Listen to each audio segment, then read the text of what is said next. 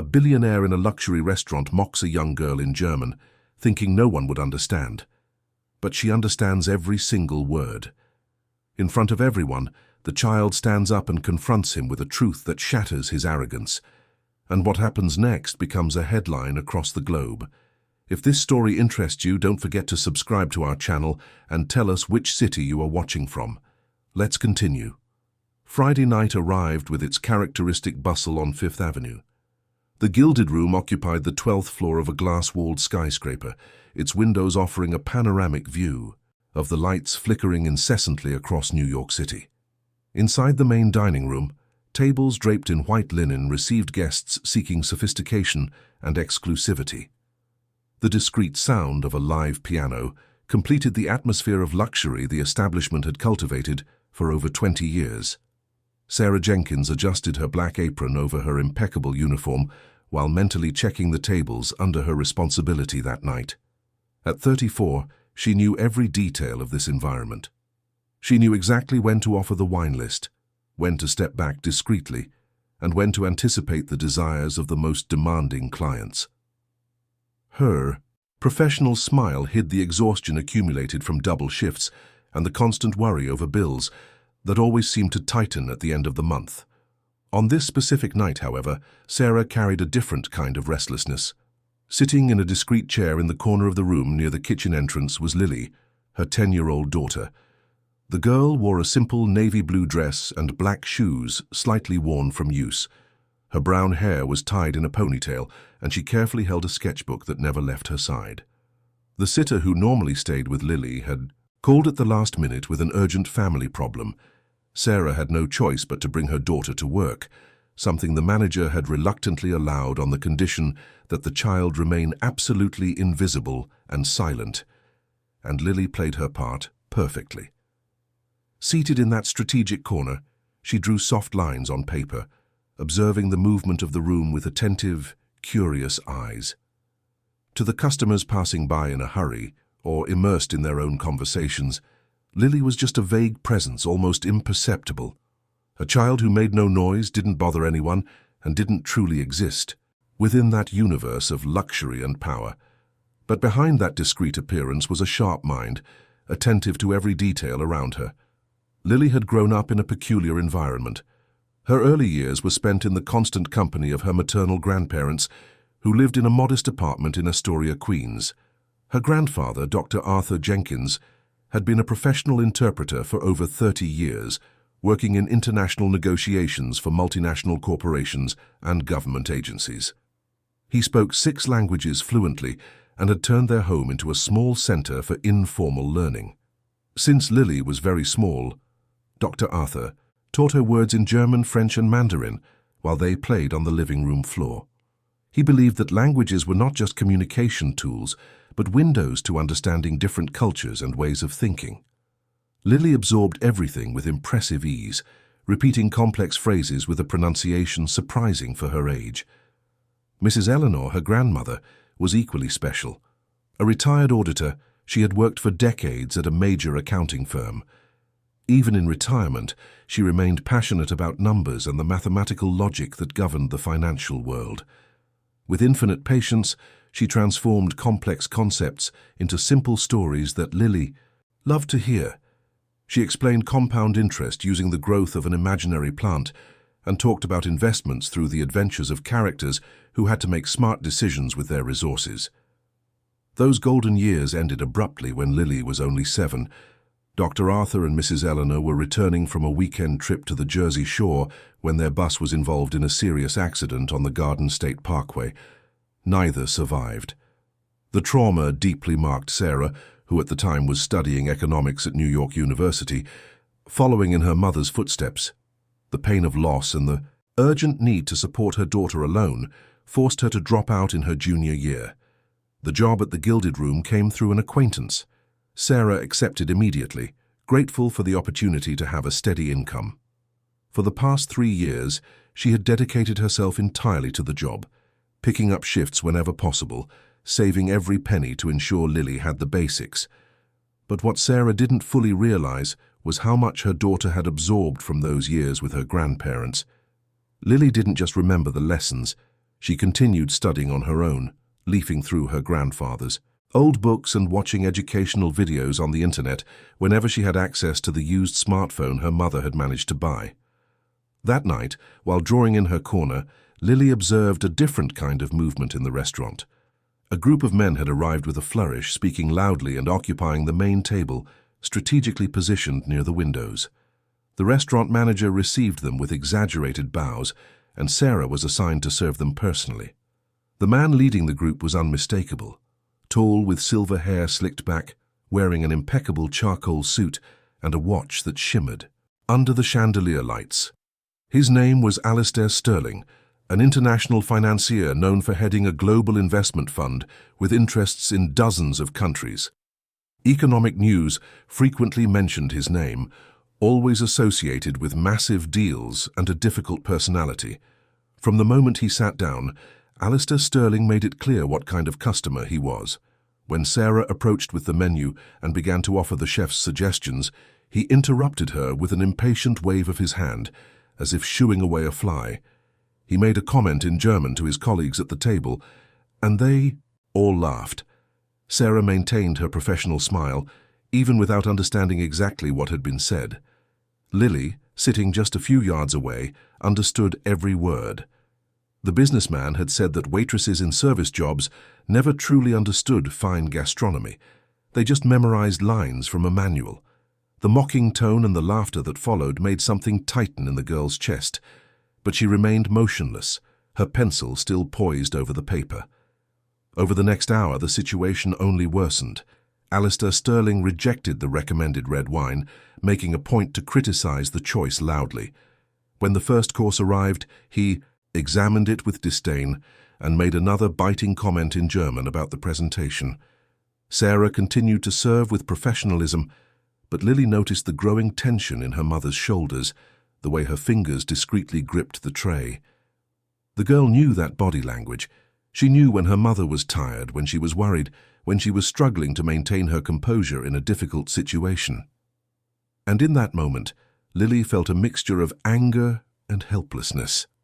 Anger at that man who treated her mother as if she were nothing. Helplessness for being just a 10-year-old child, sitting in a corner, unable to do anything to change it. Then the conversation at the table changed tone.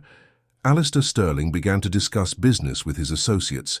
They spoke about a major infrastructure investment they planned to make in the Northeast, specifically the construction of a network of privatized highways connecting upstate New York to Port Newark.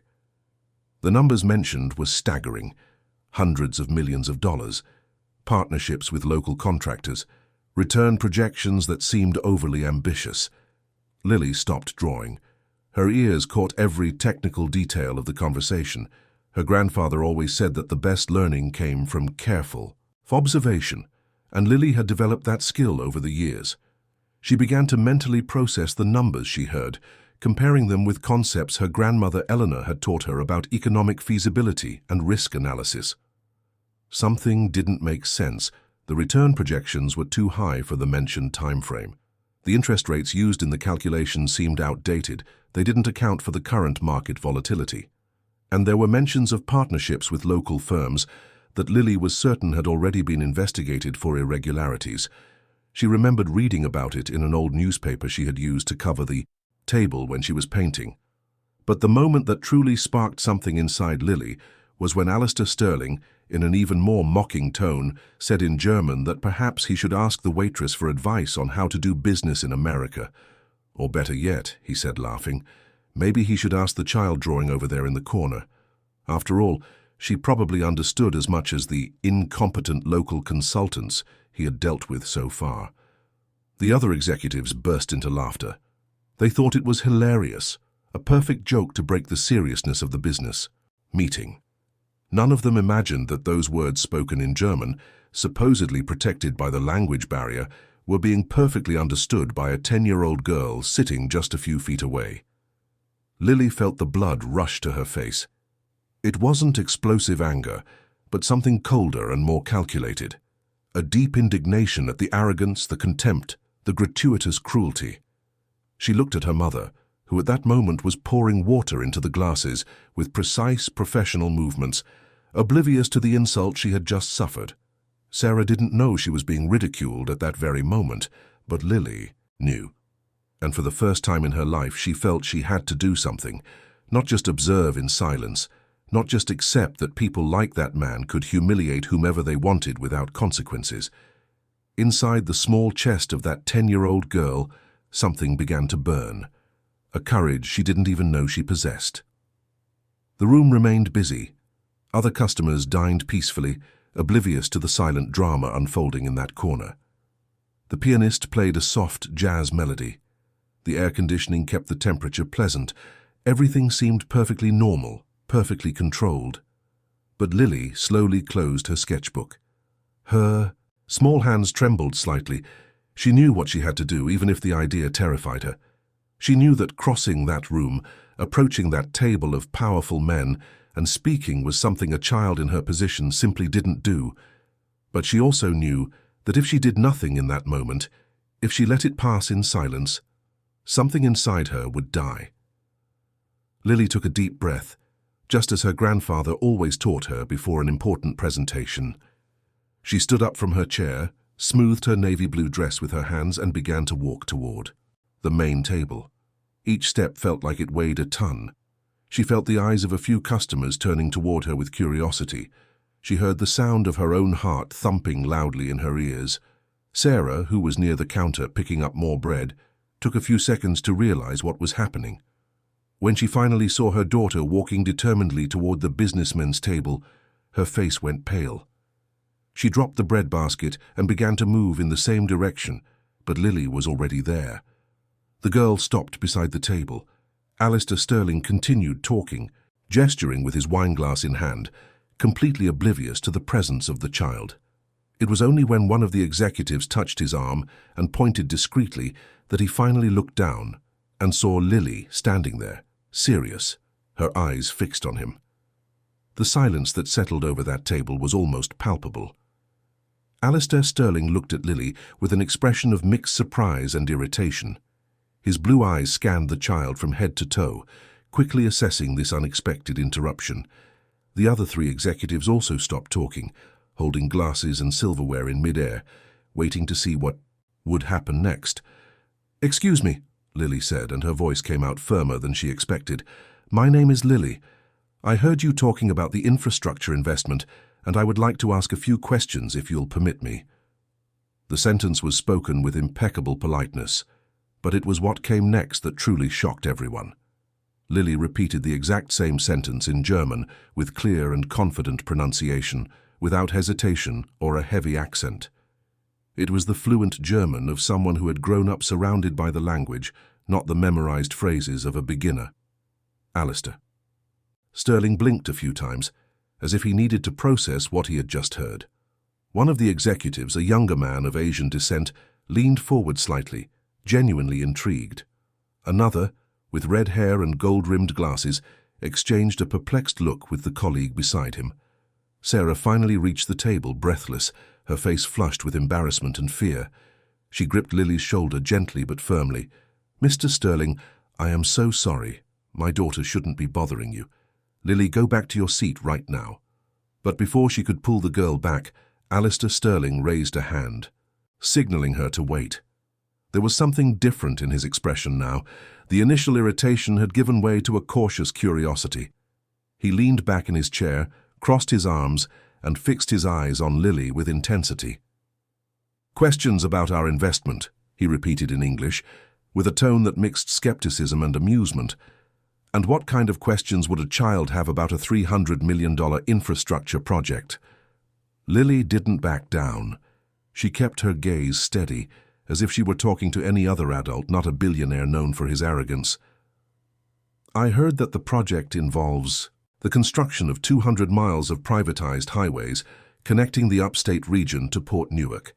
You mentioned a projected return of 18% per year over 10 years. I would like to know if that projection accounts for the current municipal bond volatility and the long-term maintenance inflation index to the CPI." The silence that followed was even denser than the previous one. The four men at the table sat completely still. Sarah let go of her daughter's shoulder, her hand trembling slightly. She didn't know enough about finance to follow the specifics, but she could tell by the executive's reactions that something extraordinary was happening. Alistair Sterling slowly uncrossed his arms. His posture changed almost imperceptibly. He was no longer looking at Lily as if she were an inconvenient child. He was looking at her as he would look at anyone who had just asked a relevant technical question. "Market volatility," he repeated, almost to himself. The red-haired executive was the first to recover. He cleared his throat and said also in English that the projections considered a stable rate based on historical averages from the last 5 years. Lily shook her head slightly, as if she were weighing the answer. "But the last 5 years include periods of artificial stability," she said, maintaining her respectful but firm tone. "If we look at longer cycles, especially during election years and shifts in federal transit policy, the costs usually vary between 15 and 25%. If the investment is in private equity, but the revenue will be in tolls subject to state regulation, a significant shift in legislative mood could completely compromise your projected profit margin." The Asian executive placed his wineglass on the table with a sharp clink. He looked at Alistair Sterling with an expression that clearly said this was something that should have been discussed earlier. The man beside him, who had remained silent until then, an older gentleman with a grey moustache, frowned and began to quickly flip through some papers he had in a folder next to his plate. Alistair Sterling took a deep breath. His expression was no longer one of amusement or skepticism. It was that of someone who had just been confronted with a real flaw in his planning.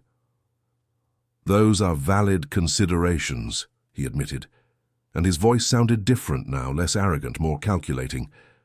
"But our local financial consultants assured us that the regulatory risks are within acceptable margins." Lily didn't look away.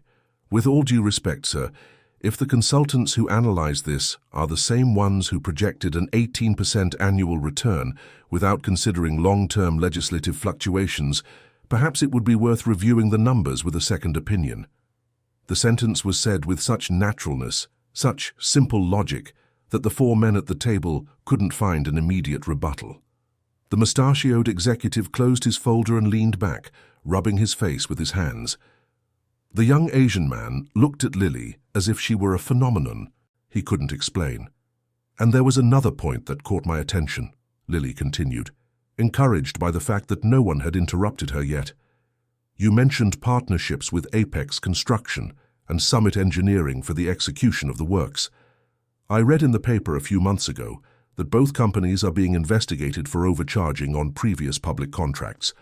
Even if the investigations result in nothing, associating the project with companies under suspicion could affect the perception of future investors and complicate the raising of additional capital if necessary." Alistair Sterling went pale. It wasn't the paleness of anger, but of genuine shock. How on earth did a 10-year-old child know about investigations into local construction firms? How was she able to connect those dots to long-term financial implications? He looked at Sarah, who was still standing there, clearly not understanding the specifics of the discussion, but sensing from the atmosphere that something serious was happening. "Who are you?" Alistair Sterling asked in a low voice, and this time there was no mockery or superiority in his tone, only genuine perplexity. How does a child know these things? Lily took a deep breath. "My grandparents taught me. My grandfather was an interpreter and taught me languages since I was little. My grandmother was an auditor and taught me about economics and finance. They always said that knowledge is the only thing no one can take away from you." There was a subtle sadness in her voice as she mentioned her grandparents, but also pride. Alistair Sterling caught it. He wasn't so insensitive that he didn't realize there was a story behind this girl, and for the first time that night, he felt something he wasn't used to feeling in a long time. Shame. He remembered the mocking comments he had made earlier. The laughter about asking the waitress or the child in the corner for advice, those words he had said with such cruelty, certain they were protected by the language barrier, now came back to haunt him. Lily had heard it all, understood it all. And even so, she had approached the table not with anger, but with legitimate questions based on real knowledge. The red-haired executive broke the silence. He addressed Lily with evident respect in his voice. "You mentioned the regulatory problem and the issues with the contractors. Is there anything else you noticed while listening to our conversation?" Lily hesitated for a moment, looking at her mother. Sarah was completely lost, but she could see that her daughter wasn't being kicked out or scolded. On the contrary, those powerful men were listening to Lily with rapt attention. She gave her daughter a small nod, a silent signal to continue. "There's the issue of environmental permits," Lily said, turning back to the executives. "I heard you mention that the project would pass through protected wetlands in the Hudson Valley. The environmental licensing process in New York can take years, especially if there is opposition from NGOs or local communities. If that time isn't adequately factored into the timeline, there could be significant delays that would impact the project's entire cash flow." The mustachioed executive let out a short laugh, but it wasn't one of mockery. It was one of recognition. "She's absolutely right," he said to Alistair Sterling. "Our consultants said the permits would be settled in 6 months. But if we factor in lawsuits and appeals, we're looking at least 2 years, maybe 3. Alistair Sterling ran his hand through his grey hair, clearly shaken. He looked at the documents scattered on the table, then back at Lily. There was something deeply unsettling about realizing that a 10-year-old child sitting in a restaurant corner had identified in minutes flaws that a team of expensive consultants had failed to point out properly. "Lily," he said finally, and he used her name for the first time with real respect. "You have an extraordinary talent, and I need to apologize. Earlier, I made extremely disrespectful comments about you and your mother, believing you wouldn't understand. That was cruel and unacceptable of me." The mental translation Sarah was able to piece together from a few words finally reached her. She understood he was apologizing. Her face showed surprise, then confusion, then an emotion she couldn't quite name. Lily looked at her mother and smiled slightly, then turned back to Alistair Sterling. "I accept your apology," she said simply, "and I hope you review the project numbers more carefully. It would be sad to see such a large investment fail for lack of proper analysis." The Asian executive laughed softly this time. "It would be sad indeed," he agreed. "Very sad, and very expensive." Alistair Sterling remained silent for a long moment, looking at Lily with an intensity that bordered on discomfort. Then he made a decision that surprised everyone, including himself. "Lily, I would like to make a proposal. Tomorrow morning my team and I are going to meet at our office to completely review this project. I would like you and your mother to be present. I want you to look at the full documents and tell us everything you see wrong." Sarah finally understood enough to react. She shook her head vigorously. "That's impossible, sir. I work tomorrow morning and Lily is just a child. She can't get involved in business like that, Alistair." Sterling looked at Sarah for the first time that night, really seeing who she was. Not a generic waitress, but a mother who had clearly raised an extraordinary daughter under difficult circumstances. "I understand your concerns," he said, making an effort to speak slowly so Sarah could follow. "But your daughter just identified problems that could save me millions of dollars in future losses. That is worth a great deal. I will pay for your time, both of you, and I guarantee this will be done in a completely appropriate and safe manner." Sarah looked at Lily, whose eyes were shining with a mixture of excitement and nervousness. "Mum," Lily said, touching Sarah's hand, "I can help. I really can." The other customers in the restaurant had noticed the unusual scene. Some people watched discreetly, trying to understand what was happening at that table. The manager of the Gilded Room watched from a distance, clearly worried but unsure if he should intervene. Finally, Sarah sighed. She knew this was crazy. She knew there were risks. But looking at her daughter's face, seeing that spark of determination and intelligence she recognized from her own parents, Sarah couldn't say no. "All right," she said quietly, "but I'm coming along. I don't leave my daughter alone with strangers, no matter who they are." Alistair Sterling nodded with respect. "Of course. That is exactly how it should be." He took a business card from his pocket and handed it to Sarah. "This is our office address, tomorrow at 10 o'clock, and please," he said, looking Sarah in the eyes with sincerity, "accept my apologies for my behavior tonight. There is no justification for the way I treated you." Sarah took the card with trembling fingers and nodded. Lily gave a small polite bow and went back to her seat in the corner. She sat down and picked up her sketchbook again, but her hands were shaking so much she couldn't hold the pencil straight. Something had just happened that would change everything. The next morning arrived with the bright sun typical of a New York summer. Sarah had barely been able to sleep. She had spent the entire night lying in the narrow bed of their two-room apartment in Bushwick, Brooklyn, mentally replaying every second of that night at the restaurant.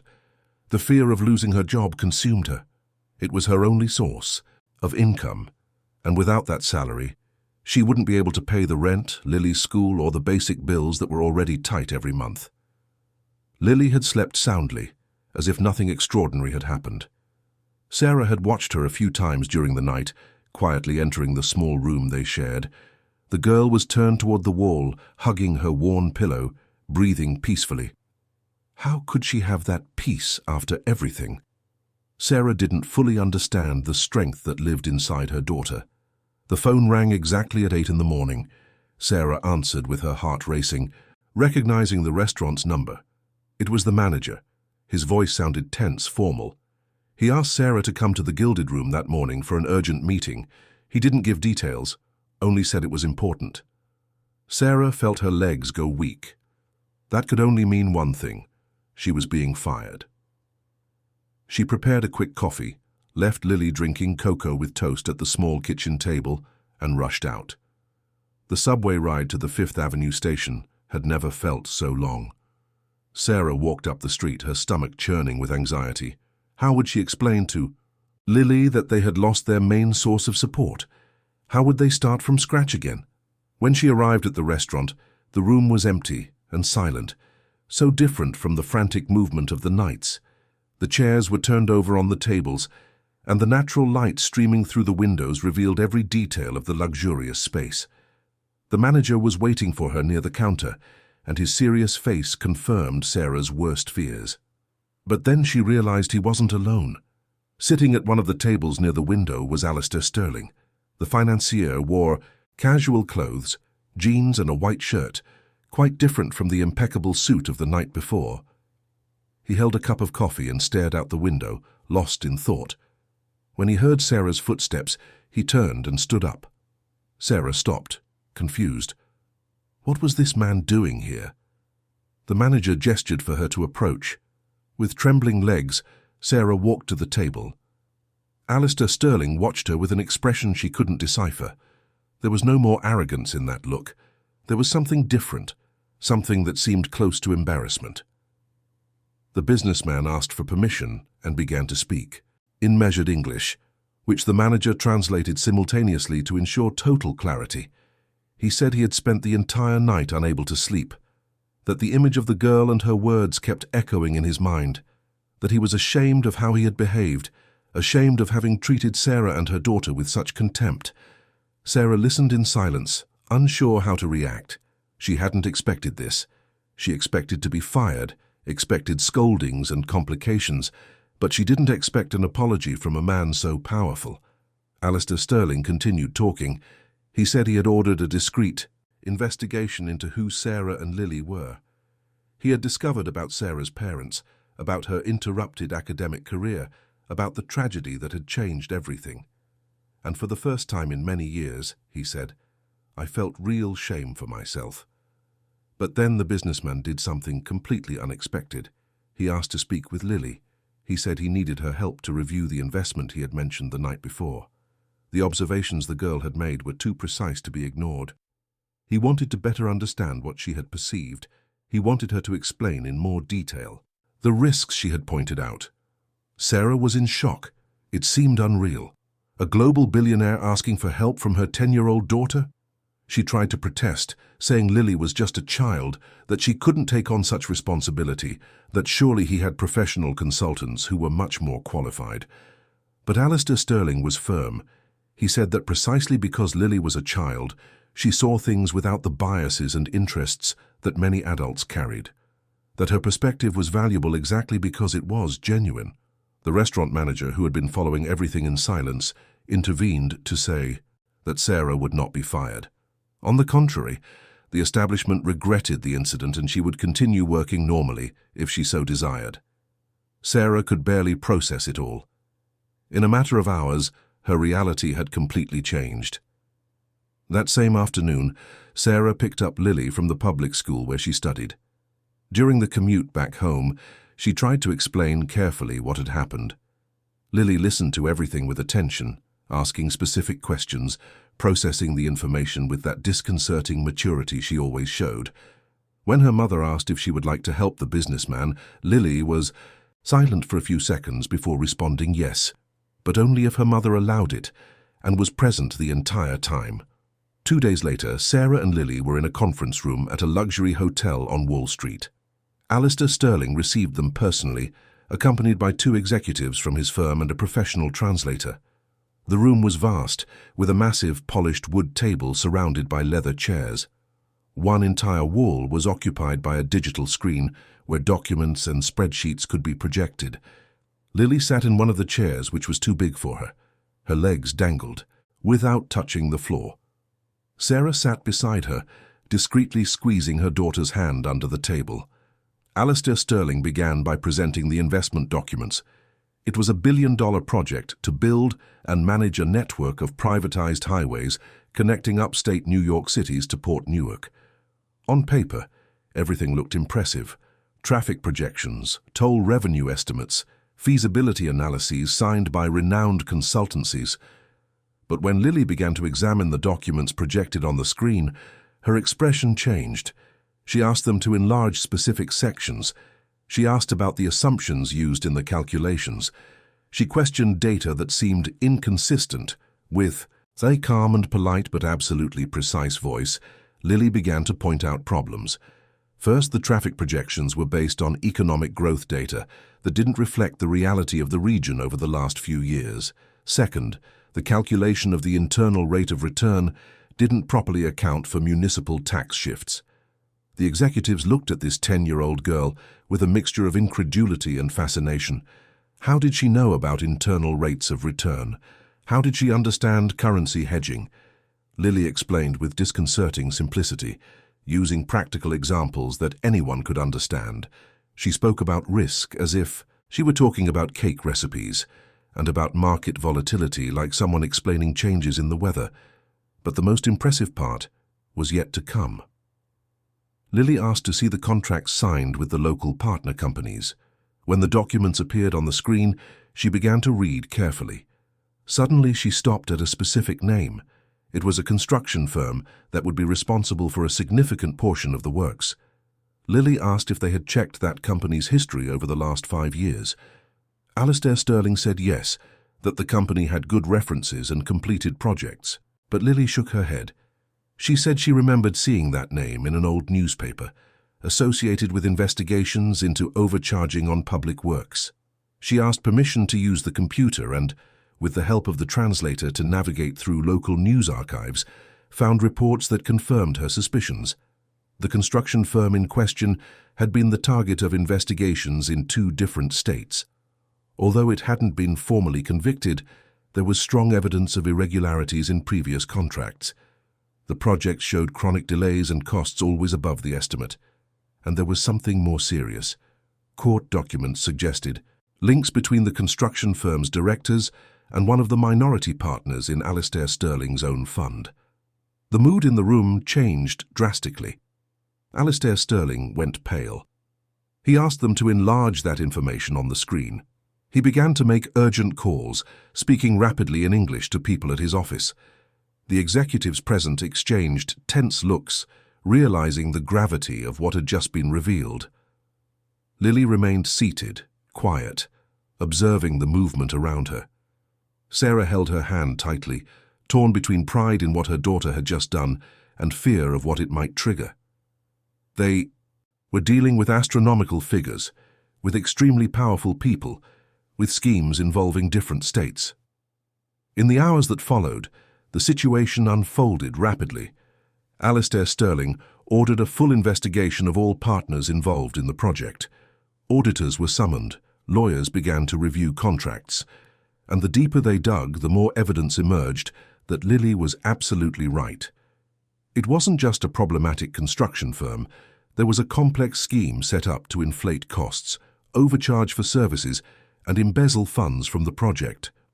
The minority partner of the fund, a man named Julian Thorne, had direct links to 3 of the 5 companies involved in the construction. He had structured the deal so that, regardless of the project's success, his companies would receive guaranteed payments. If the work was completed, they would profit from inflated contracts. If it failed, they would receive indemnities provided for in the termination clauses. It was a perfect scheme of enrichment without risk, at the expense of the other investors. Alistair Sterling was furious. He called an emergency meeting with all the fund's partners. The meeting took place via video conference, with participants connected from London, Tokyo, and New York. Sterling presented all the evidence collected, showed the documents found, and confronted Julian Thorne directly. The accusations were too serious to be ignored. Thorne tried to defend himself, claiming that everything was within the law, that the companies were qualified, and that the links were known to everyone. But when Sterling presented documents showing that Thorne had deliberately omitted information about ongoing investigations and had manipulated financial projections to make the project more attractive, there was no longer any way to deny it. The meeting ended with a vote. Thorne was immediately removed from all executive roles in the fund and would have his shares compulsorily acquired by the other partners. Legal proceedings would be initiated to recover funds and hold him civilly liable.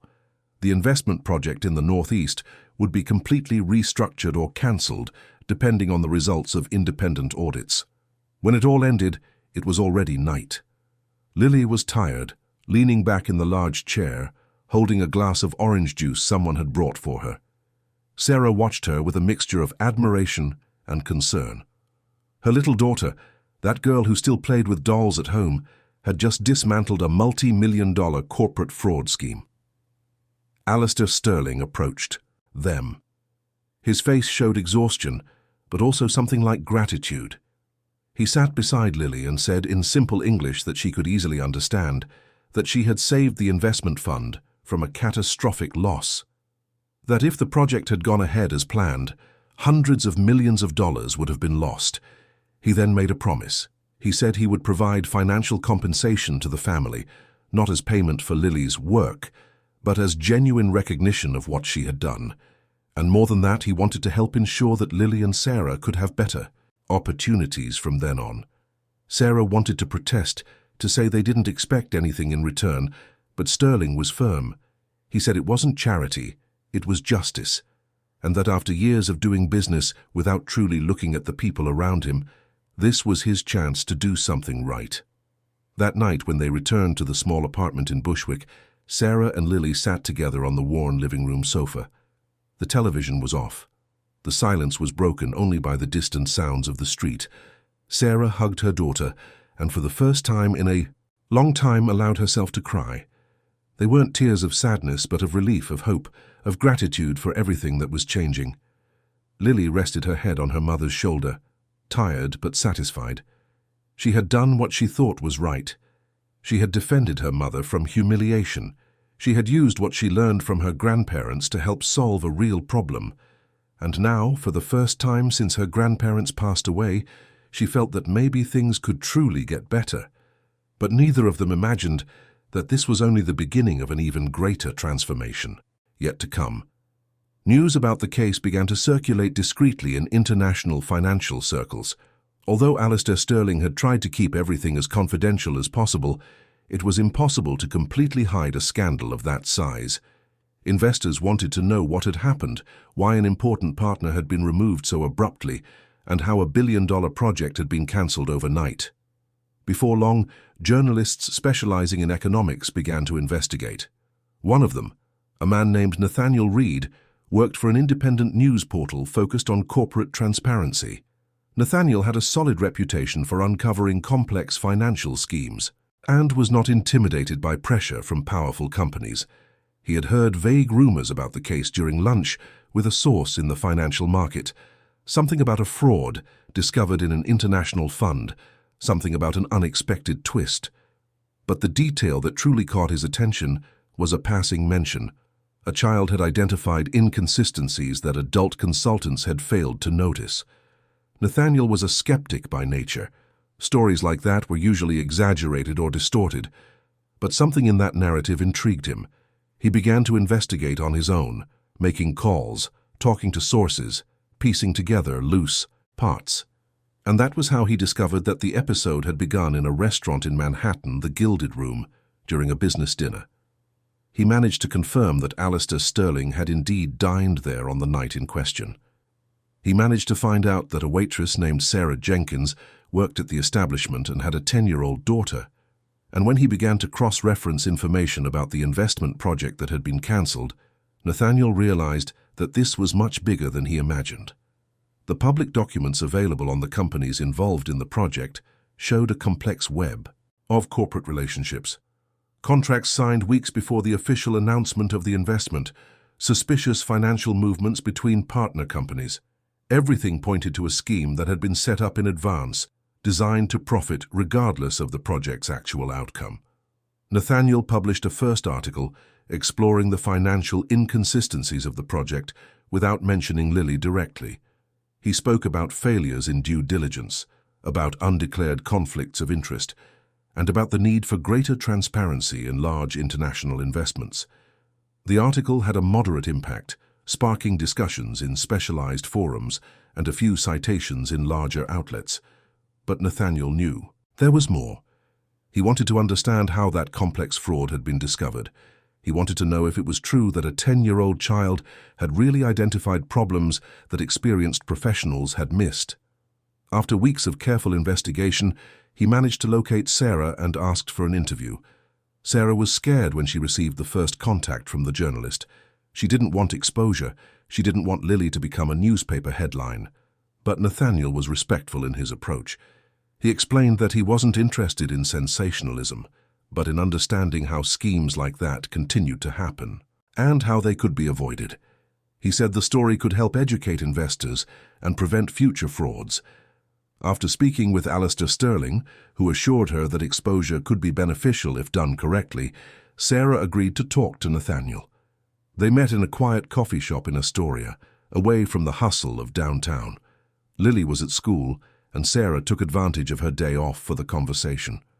For 2 hours, Sarah told the whole story. She spoke about the night at the restaurant, about the humiliation she had suffered, and about the moment Lily stood up and walked to the executives' table. She explained about Lily's grandparents, about the intellectual environment in which the girl had grown up, and about the tragedy that had changed everything. Nathaniel listened, fascinated, taking detailed notes, confirming every detail. The article Nathaniel published a week later had a completely different tone from the sensationalist reports Sarah feared. The title was simple: How Prejudice Almost Cost an International Fund Millions. The text narrated the story with respect, highlighting not only Lily's intelligence, but also the arrogance that blinds people in positions of power and the consequences thereof. The report went viral. In such a matter of days, it was being shared on social media, discussed on television programs, and cited in economic columns of major newspapers. People identified with the story of the humiliated waitress and the brave daughter. They admired how a child had managed to see beyond appearances and defend her own mother. But the repercussion also brought complications. Sarah's phone wouldn't stop ringing. Journalists asking for interviews, television shows wanting Lily to appear, people offering all kinds of opportunities. Sarah felt completely lost, unsure how to handle that avalanche of attention. It was at that moment that something unexpected happened. One afternoon, Sarah received a call from a number she didn't recognize. When she answered, she heard a polite female voice introducing herself as the secretary for Professor Robert Harrison from the Department of Economics at New York University, NYU. The professor would like to speak with Sarah if she was available. Sarah was confused but agreed to return the call. When she spoke with the professor, he explained that he had recognized the name Jenkins in one of the articles about the case. He remembered Sarah very well from her college days. She had been one of the most brilliant students in his class, always participatory, with a sharp economic mind and great academic potential. Robert Harrison had been surprised when Sarah simply disappeared in her junior year. At the time, he hadn't been able to find out what had happened. Now reading about the story, he understood, and he was deeply moved not only by the tragedy Sarah had faced, but by the courage and intelligence of her daughter. The professor made a proposal that left Sarah speechless. He knew the difficult financial situation she faced and understood that resuming her studies seemed impossible, but he was willing to help. He would secure a full scholarship so Sarah could return to study economics, with the possibility of validating the credits she had already completed years ago. In addition, he offered academic guidance for Lily when she was ready, connecting her with special educational programs for youth with exceptional aptitudes. Sarah couldn't respond immediately. She just cried into the phone, holding the receiver tightly. It was a dream she had buried so long ago. After the tragedy with her parents, after taking full responsibility for Lily, she had simply accepted that that chapter of her life was closed. Working as a waitress was what she needed to do to survive, and she had made peace with that. But now suddenly someone was offering the chance to reopen that door, to go back to being the Sarah who studied economics with passion, who dreamed of working with public policy, who wanted to understand and transform the social reality of the country. It was terrifying and exciting at the same time. That night, when Lily came home from school, Sarah sat her on the sofa and told her about the professor's call. She explained that it would mean changes, sacrifices, and even tighter routine trying to balance work and studies, but it would also mean the chance to build a better future for both of them. Lily listened to everything with attention, and when her mother finished speaking, the girl asked a simple question. "Do you want to do this, Mum?" Sarah answered honestly. She said yes, that she had always wanted to, that studying economics was a passion she had tried to bury, but that had never completely died. Lily then smiled and said her mother should accept, that they would find a way to make it work. Sarah began classes 3 weeks later. She managed to adjust her hours at the restaurant to work mainly at night and on weekends, freeing up her mornings and afternoons for university classes. It was exhausting. She slept few hours, studied during breaks, and did assignments in the early hours of the morning after Lily went to sleep. But there was a different energy in her now, a spark that had been reignited. Lily, for her part, showed impressive maturity. She helped with household chores without complaining, did her own homework independently, and never demanded attention at inopportune moments. She understood the importance of what her mother was doing and was proud of it. It was during this period that an unexpected letter arrived. It was from an international program called the Young Minds Initiative, based in Switzerland, and focused on identifying and developing youth with exceptional talents in areas such as science, mathematics, languages, and economics. The program offered remote and in-person mentoring, scholarships, access to advanced educational resources, and exchange opportunities. They had become aware of Lily's story through the news reports and wanted to invite her to participate. They sent a formal letter explaining how the program worked, what the benefits were, and what the selection process was. But they made it clear that in Lily's case the selection was just a formality. They were already convinced of her potential. Sarah read the letter several times, incredulous. It seemed too good to be true. A prestigious international program wanting to include her 10-year-old daughter, offering resources, mentoring, and opportunities that cost fortunes. She was afraid it was some kind of scam, but when she researched the Young Minds Initiative, she discovered it was absolutely legitimate. A respected program with alumni working at top universities, major companies, and international organizations. When she showed the letter to Lily, she expected her daughter to be thrilled. But Lily's reaction was different than she imagined. The girl read everything carefully, asked questions about how it would work and what would be expected of her. And then, with that calm voice she used for important decisions, Lily said she would only agree to participate when she was sure her mother was also studying. Sarah tried to argue. She said this was a unique opportunity for Lily, that she couldn't waste it because of her. But Lily was firm. She explained that she didn't want to follow her path alone while leaving her mother behind. Her grandparents had always taught that knowledge was something to be shared, not accumulated individually. She wanted to grow along with her mother, not distant from her. Those words touched Sarah deeply. She hugged her daughter and promised she would continue studying, that she wouldn't give up. And it was only then that Lily agreed to accept the program's invitation. The organizers of the Young Minds Initiative were impressed when they received Lily's response explaining her condition. Instead of seeing it as a problem, they saw it as an even greater demonstration of maturity and values. They decided not only to accept Lily, but also to offer support for Sarah to continue her studies, providing an additional grant that would help the family financially and allow Sarah to reduce her hours at the restaurant. The news spread quickly. The story of the girl who only accepted an international opportunity after ensuring her mother could also study moved thousands of people. Messages of support arrived from all over the world. Educators commented on the importance of family values. Psychologists praised Lily's emotional maturity.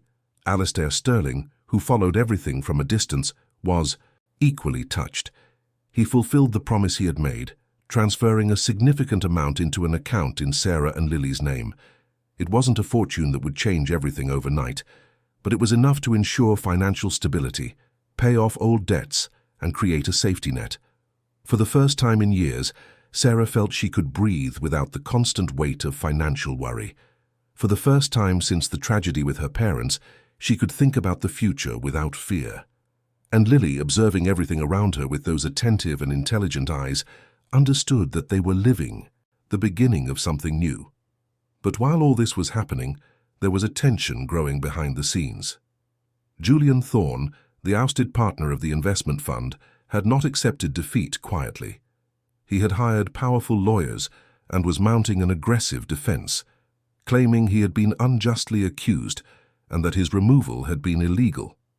More than that, he was investigating how his irregularities had been discovered, and Lily's name began to appear in his conversations with lawyers. Alistair Sterling learned of this through his own legal contacts and became concerned.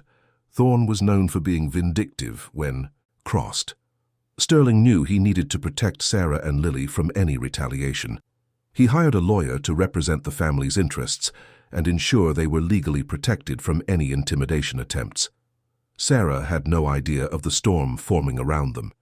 She was focused on balancing work, studies, and caring for Lily.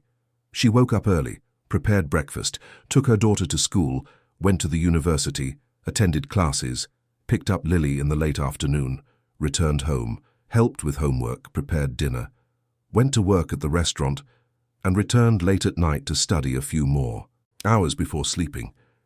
It was an extenuating routine, but Sarah felt alive in a way she hadn't experienced in years. Each class was a rediscovery. Every economic concept she understood was a small but significant victory. And seeing Lily also flourishing, participating in the remote sessions of the Young Minds Initiative, talking with mentors from other countries and absorbing knowledge with that natural ease, made it all worth it.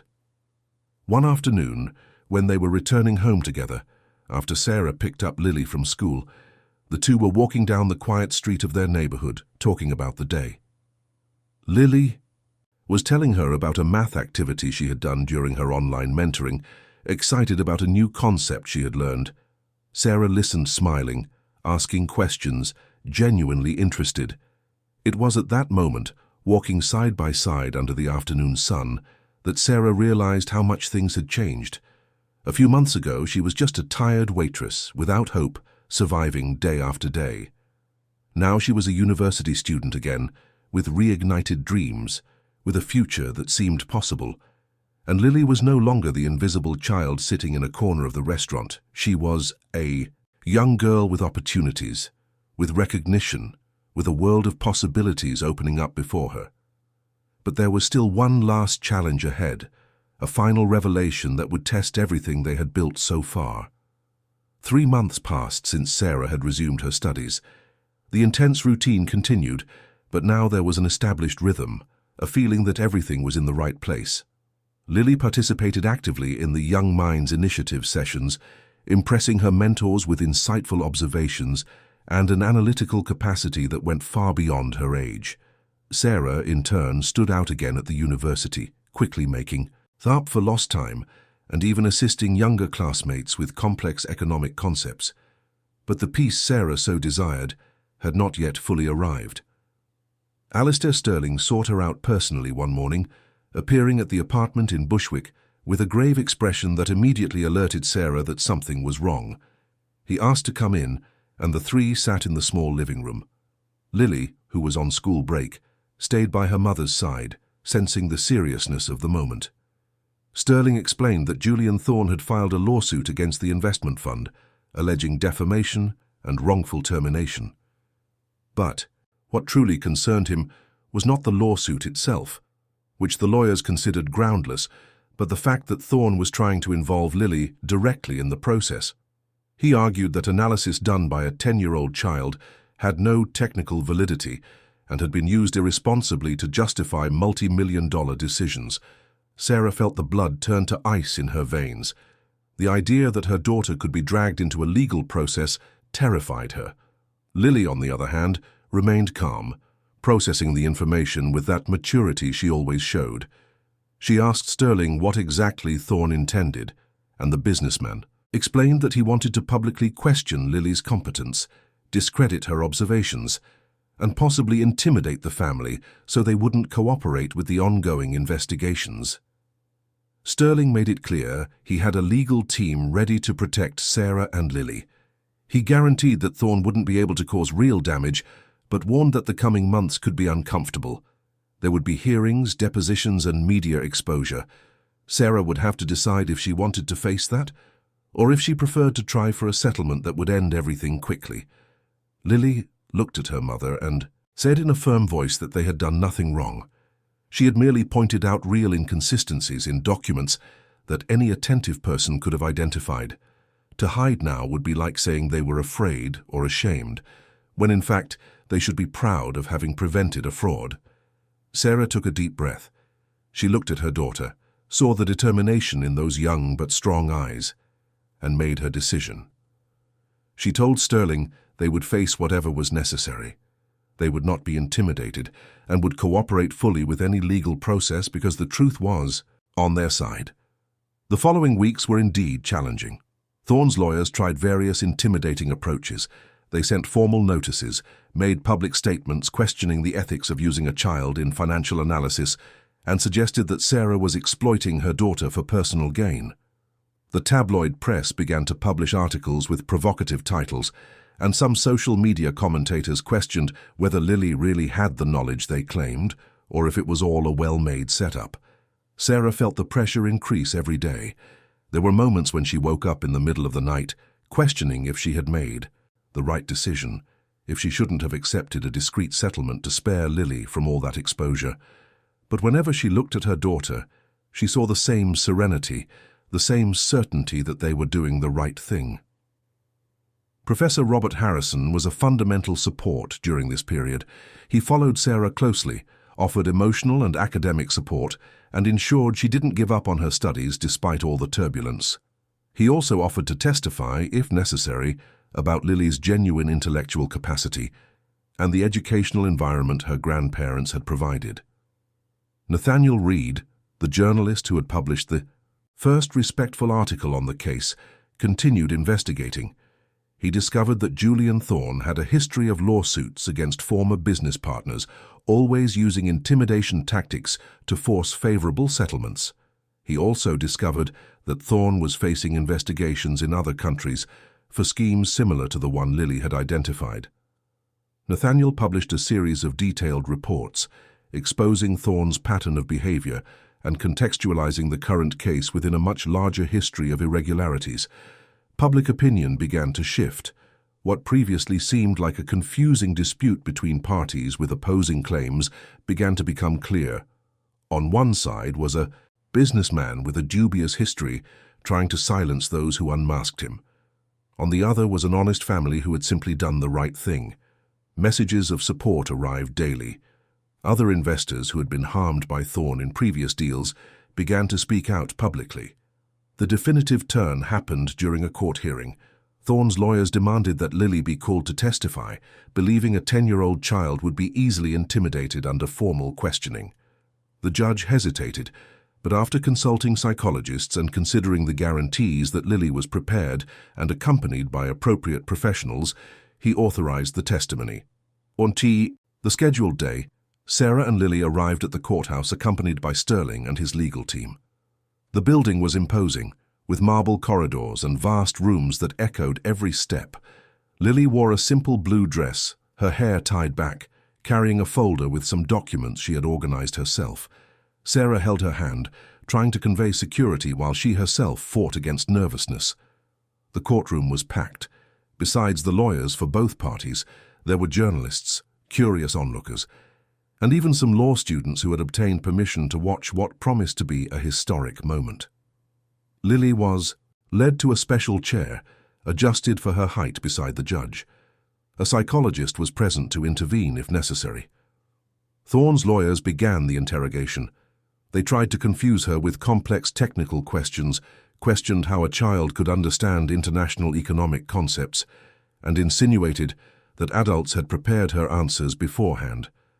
But Lily responded to each question with impressive calm. When she didn't know something, she admitted it without hesitation. When she did know, she explained with crystal clarity, using simple examples that demonstrated genuine understanding, not mechanical memorization.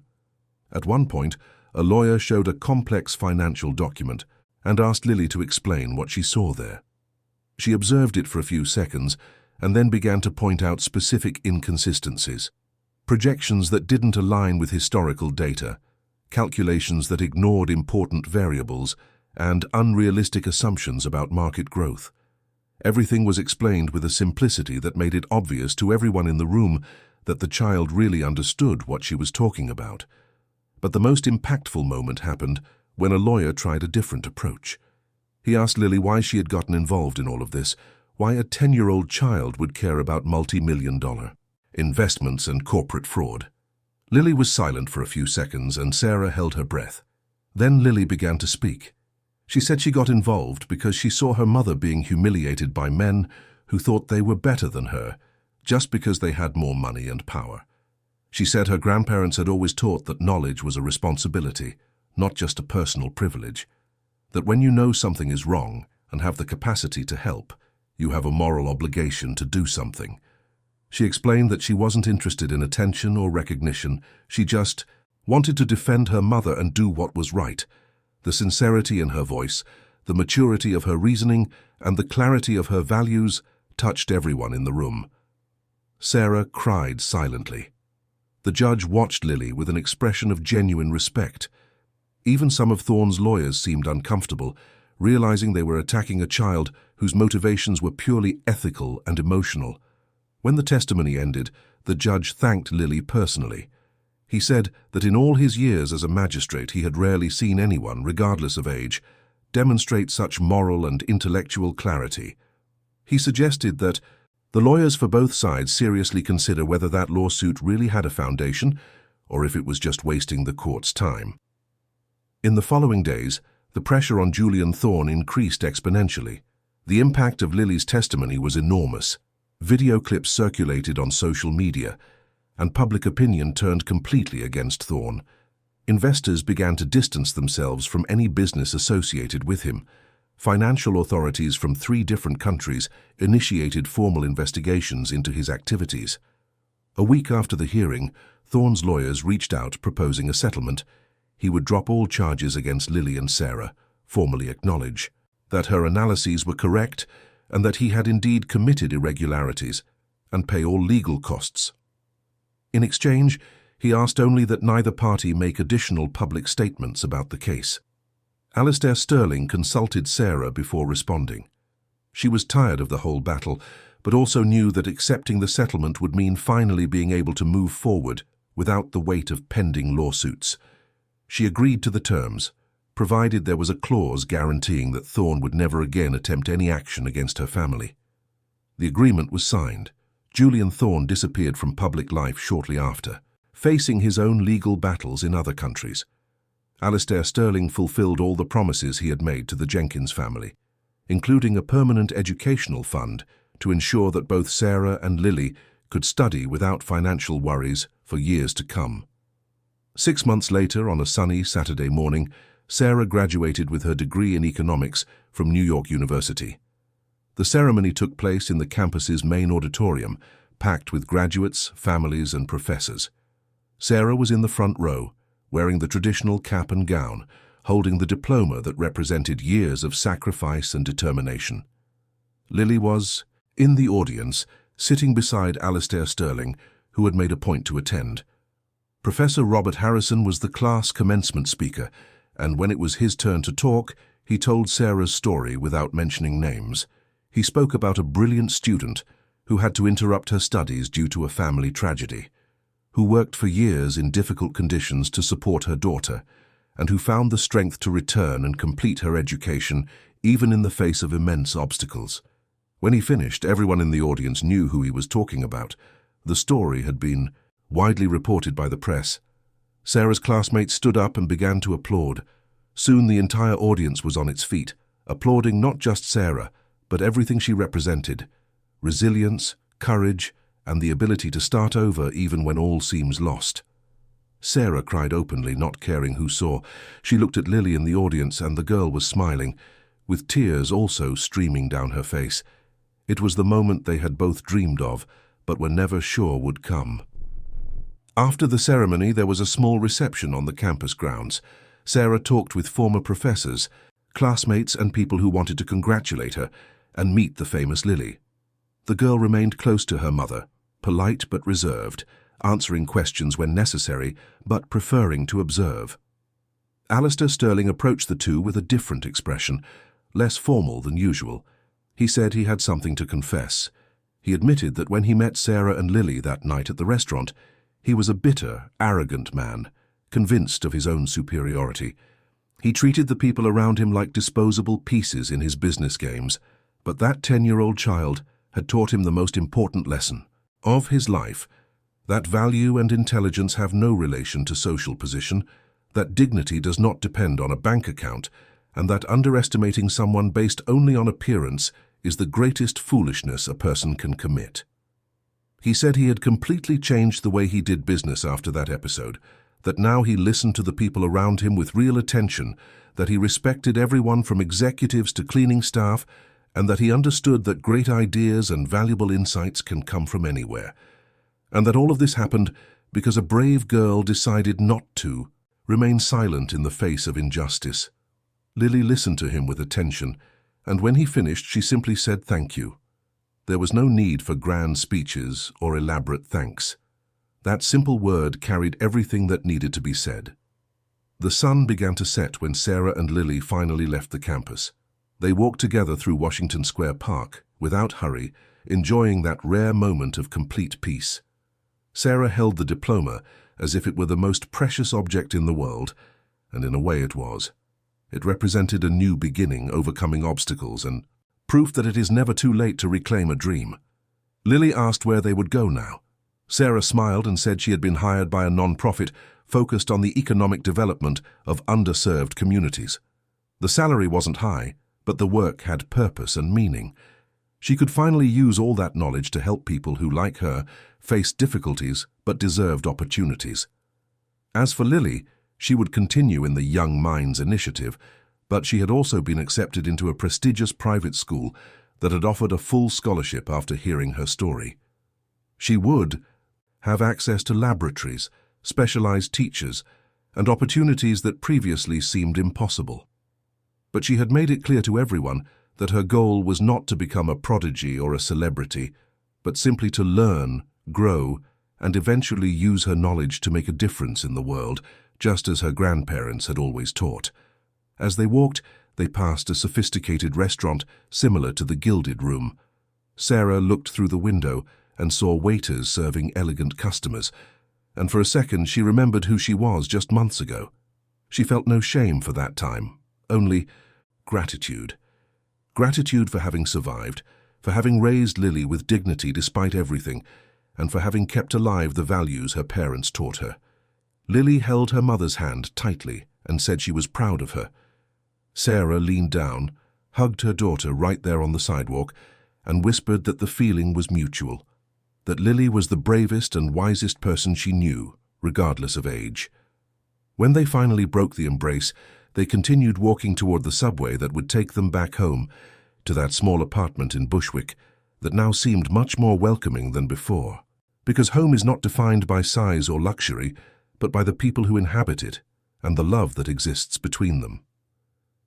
Months later, in an interview for an educational documentary about the case, the reporter asked Lily if she had any message for other children who might be going through difficult situations. Lily thought for a moment and then responded with that simple but profound wisdom that characterized her. She said that every person has value regardless of where they are or what they do. That knowledge is powerful, but it only has real meaning when used with compassion and ethics. That defending what is right sometimes is scary but almost always worth it, and that we should never, ever underestimate someone based only on appearance, age, or the position they hold, because greatness can exist in the most unexpected places. The story of Sarah and Lily became a symbol of many things, of overcoming odds, of courage, of family values, and of transformative education.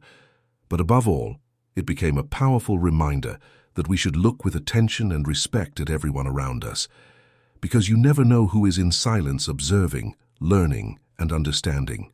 You never know how much that seemingly invisible person can see, how much they can understand, and how much they can transform if given the chance. And in the end, the greatest lesson didn't come from economics books or financial analyses. It came from something much more fundamental. Dignity is not measured by money. Intelligence has no defined age, and prejudice blinds the one who practices it much more than it harms the one who suffers from it. That night at the Gilded Room, when Lily stood up and walked to that table of powerful men, she wasn't just defending her mother. She was proving that strength does not come from physical size or social position. It comes from character, from knowledge used with wisdom, and from the courage to act when it is necessary. And that is the story that remains being told and retold, inspiring other children to study, other mothers not to give up on their dreams, and other people to look beyond appearances. Because in the end, we all deserve to be truly seen, to be heard with attention, and to be respected in our fundamental dignity.